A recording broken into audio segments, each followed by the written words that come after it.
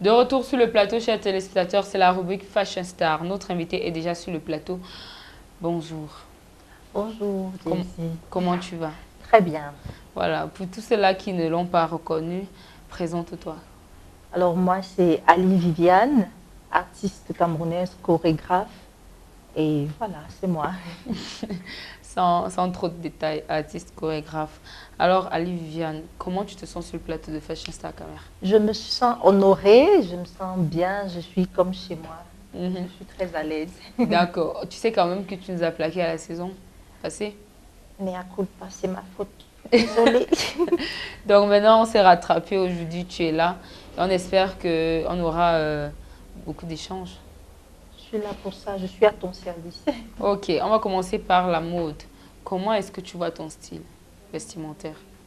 Alors, je suis un peu, mon style est plutôt métissé. Mhm.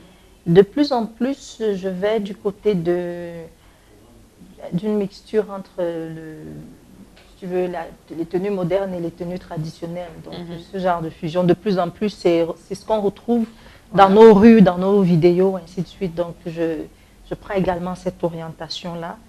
Et c'est vrai que j'ai un côté un peu, de temps en temps, danger pour ce qui est de la Ali Viviane sur scène. Oui. Donc, voilà. Ouais, on connaît bien le clip Zombocalypse. Tu es assez Gothique, voilà, gothique. Ça va un peu, ça rejoint un peu ton style Danger. oui, oui, un peu, oui. Donc, je dis, tu es plutôt colorée, beaucoup plus féminine. Je suis là pour... Enfin, tout dépend parce que la Ali Viviane qu'on trouve sur la scène est différente de Viviane qu'on trouve dans la rue ou dans la maison. Donc, Ali Viviane de la scène, c'est un personnage qui est tout à fait différent de la personne. Voilà. Ah, d'accord. Moi, je trouve quand même que c'est un échappatoire. Pourquoi créer la différence entre l'artiste à la maison et quand tu es sur scène? Pourquoi faire cette différence? Pourquoi pas essayer de mélanger les deux styles? Disons qu'il y a toujours un peu de Viviane dans, si tu veux, il y a toujours un peu de Viviane dans le fond, dans les créations, Mhm. dans les émotions.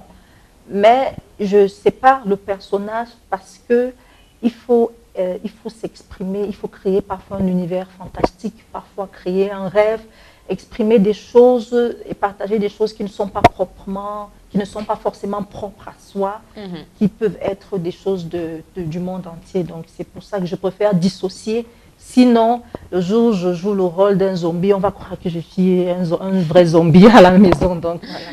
Ah, d'accord. Il n'y a pas de souci alors.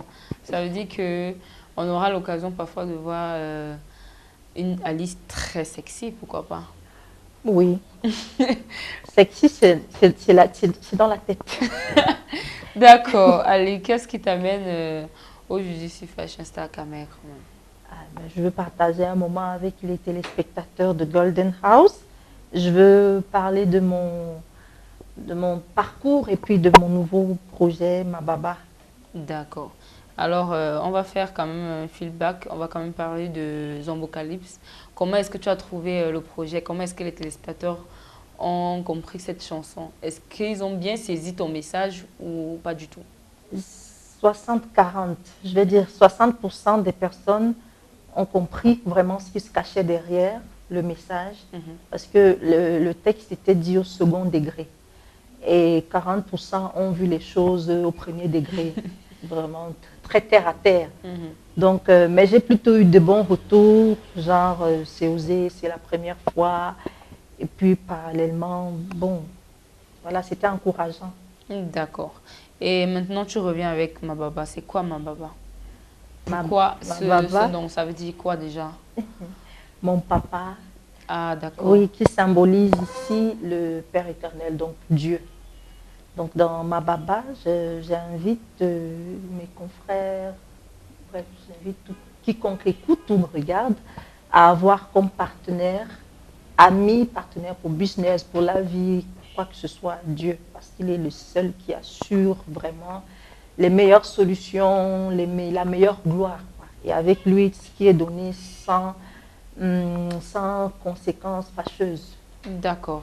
Qu'est-ce qui t'a inspiré? Qu'est-ce qui est arrivé dans ta vie et tu as compris qu'il est temps que je chante pour le Seigneur?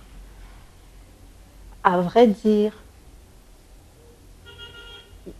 je ne vais pas dire qu'il y a quelque chose de spécial qui m'a inspirée parce que chaque fois que j'ai écrit plusieurs chansons avant de sortir Zombocalypse.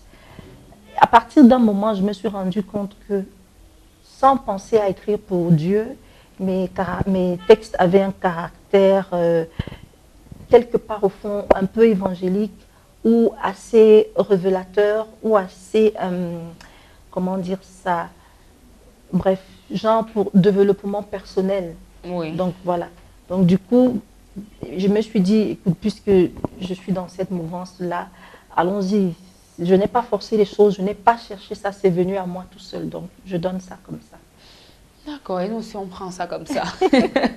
Qu'est-ce que tu peux dire aux téléspectateurs? Parce qu'on va un tout petit peu décortiquer les tenues de ce clip dans la rubrique Best Look. Qu'est-ce que tu peux dire quand même à tous ceux-là qui nous regardent aujourd'hui?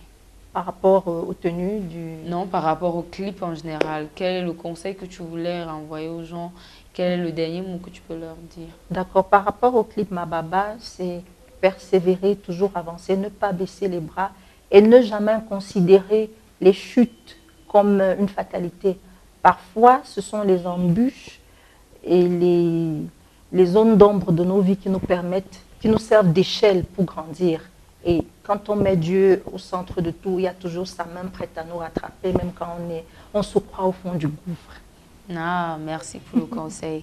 Chers téléspectateurs, on consomme cette petite transition et on décortique le clip Mababa dans la rubrique Best Look.